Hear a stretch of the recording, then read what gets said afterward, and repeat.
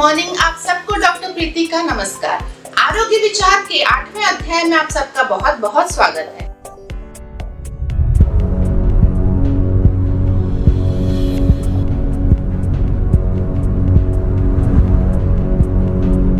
Shri Babu Singh Jaisingh Ayurvedic medical college and hospital Farrukhabad द्वारा प्रस्तुत ये कार्यक्रम आरोग्य विचार आप सबके लिए बनाया गया है ताकि आप सबको आयुर्वेद के बारे में अवगत कराया जाए। तो जैसा कि हम जानते हैं, आयुर्वेद में बहुत सारी चिकित्सा पद्धतियों का वर्णन किया गया है, जिसमें पंचकर्म चिकित्सा आपने सुना होगा। तो ये पंचकर्म क्या होता है, कैसे कराया जाता है, इसके क्या क्या फायदे हैं, इस पंचकर्म चिकित्सा के बारे में चर्चा करने के लिए आज हमारे बीच मौजूद हैं पंचकर्म विशेषज्ञ डॉक्टर निहार रंजन महंता सर। तो आइए हम सब मिलकर उनका स्वागत करते हैं। आपका बहुत बहुत स्वागत है सर हमारे कार्यक्रम में। सर, पंचकर्म के बहुत बड़े विशेषज्ञ हैं, काफी सारे मरीजों को इन्होंने ठीक किया है, बहुत सारी बीमारियां ये ट्रीटमेंट करते हैं। तो ये पंचकर्म क्या होता है, आइए सर से पूछते हैं और जानते हैं इसके बारे में। तो सर, ये पंचकर्म क्या होता है एक्चुअली? देखिए, आयुर्वेद में जो चिकित्सा पद्धति बताई गई है वो दो प्रकार का है, एक शोधन, एक समन।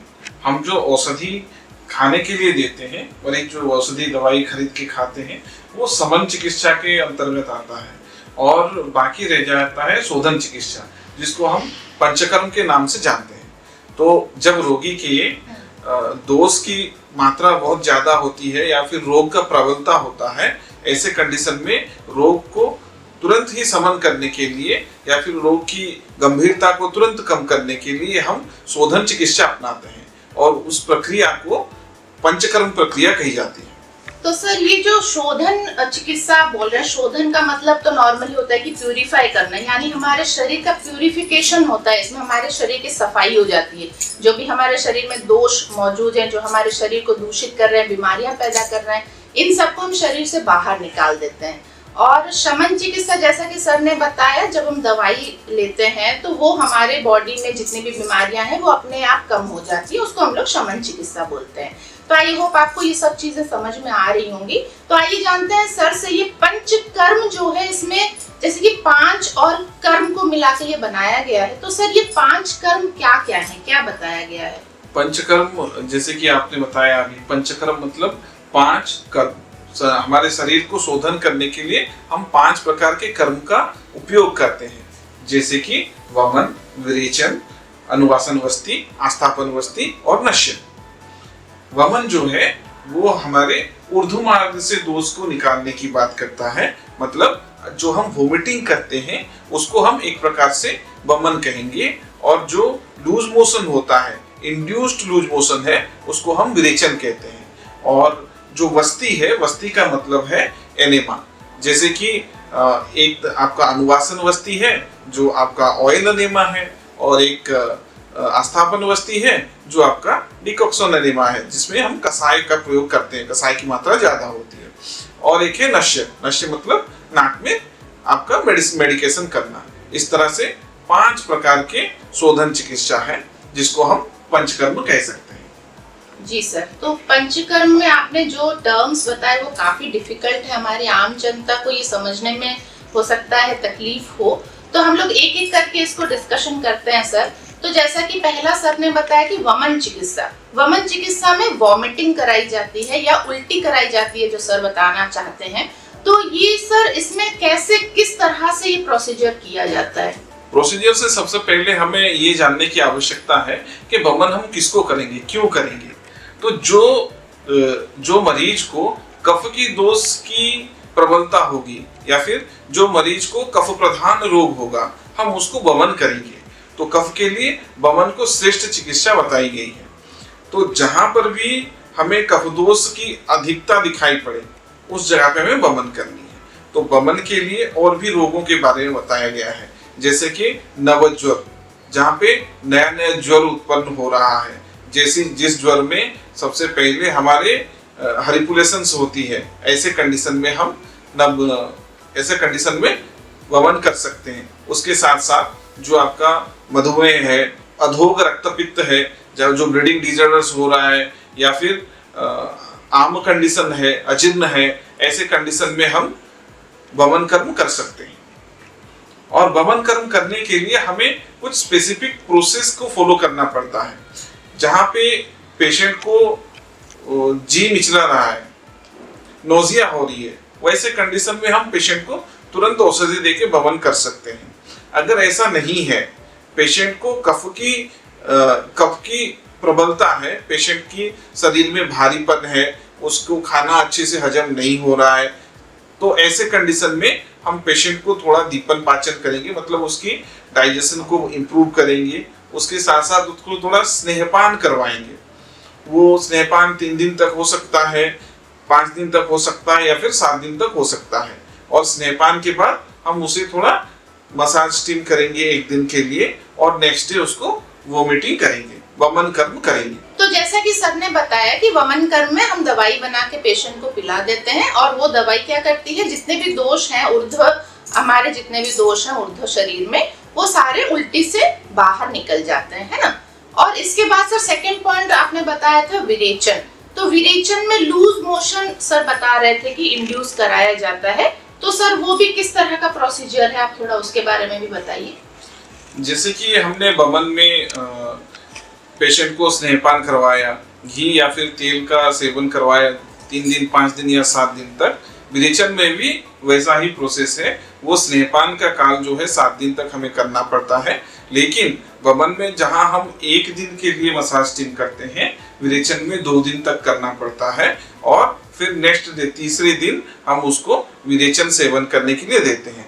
इसमें जनरली कुछ औषधियां सेवन करने के लिए दी जाती है, या फिर उसका फांट बना के, या फिर उसका क्वाथ बना के, उसका काढ़ा बना के भी पिलाई जा सकती है। तो जिस तरह से पेशेंट औषधि सेवन, जिस तरह का औषधि सेवन कर सकता है, पेशेंट को उस प्रकार का औषधि सेवन करने के लिए दिया जाता है। और औषधि सेवन के 3 से 5 घंटे तक पेशेंट को लूज मोशन होता है, और कभी कभी वो लूज मोशन की प्रक्रिया 7-8 घंटे तक भी चल सकती है।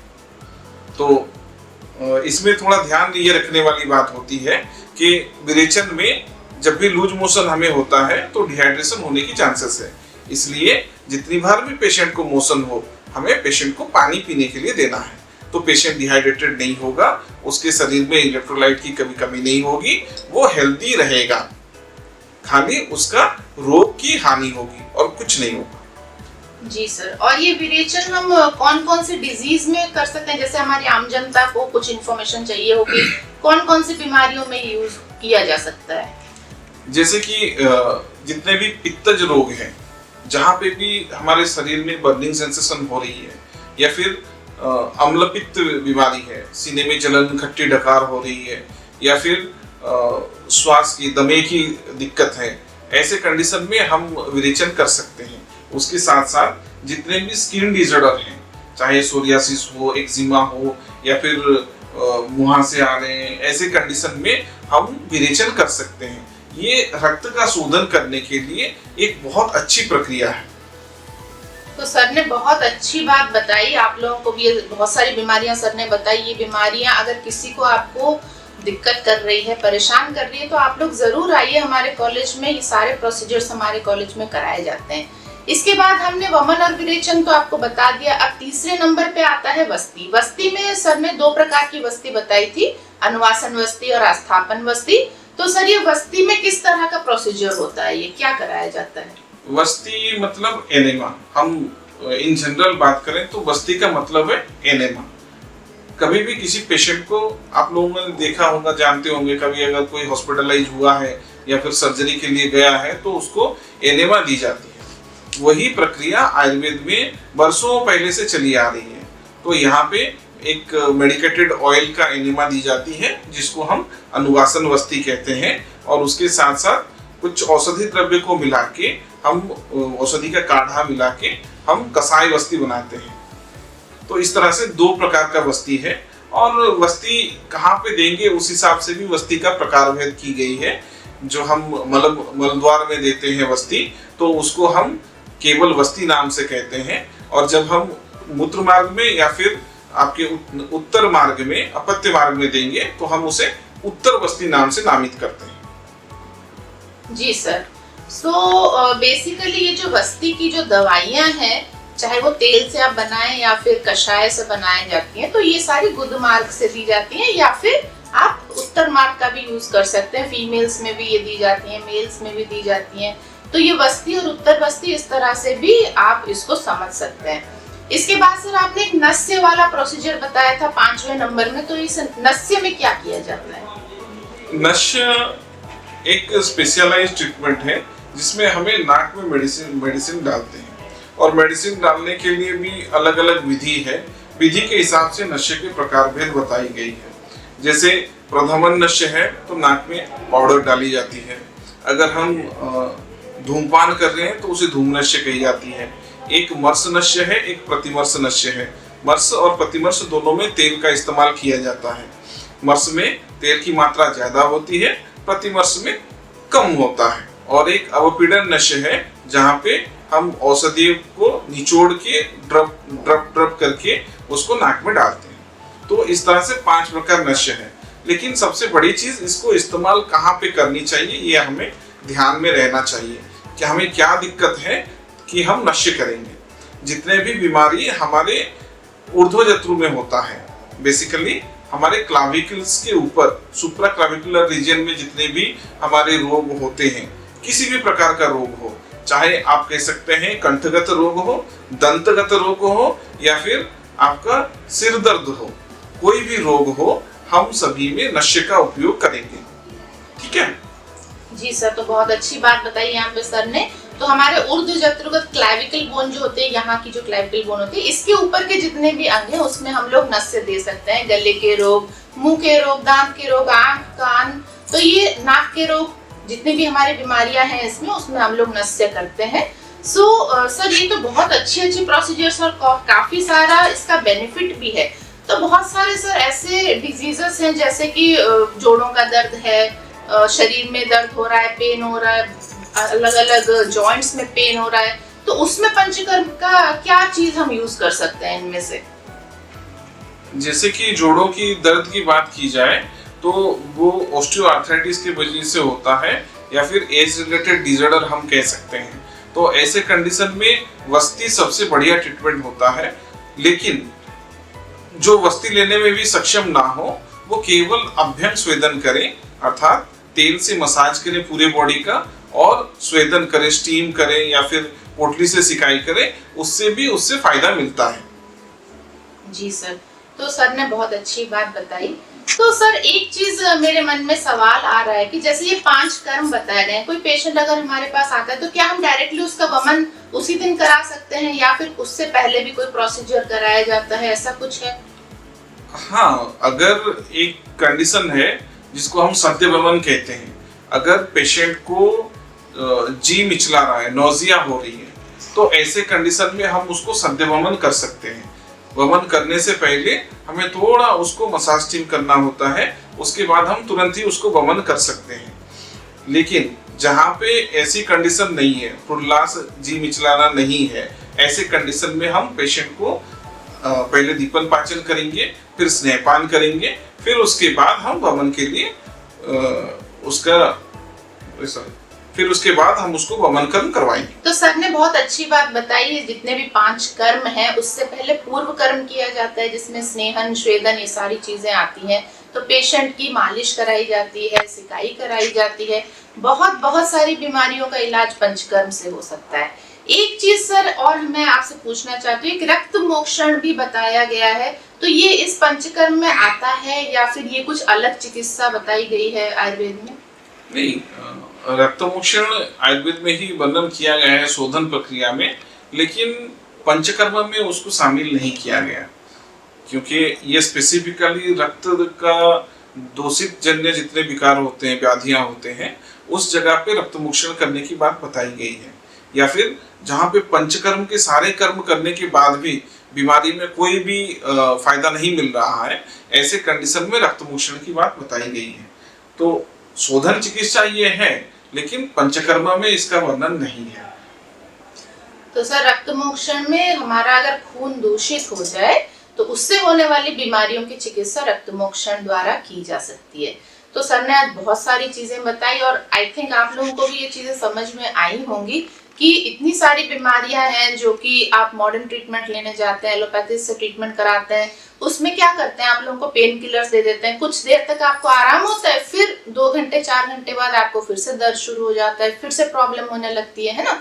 तो ये सारी बीमारियां जो है वो आप आयुर्वेद से चिकित्सा कर सकते हैं। आप किसी भी आयुर्वेदिक कॉलेज में जाइए, वहां पे पंचकर्म यूनिट में जाइए और अपने शरीर का शोधन कराइए। जितना भी दोष हम लोग डेली जो सब काम करते हैं, दूषित खाना पानी ये सब लेते हैं, उससे क्या होता है, जितने दोष है हमारे शरीर में जमा होने लगते हैं और ये जमा होने की वजह से धीरे धीरे ये बीमारी पैदा करते हैं।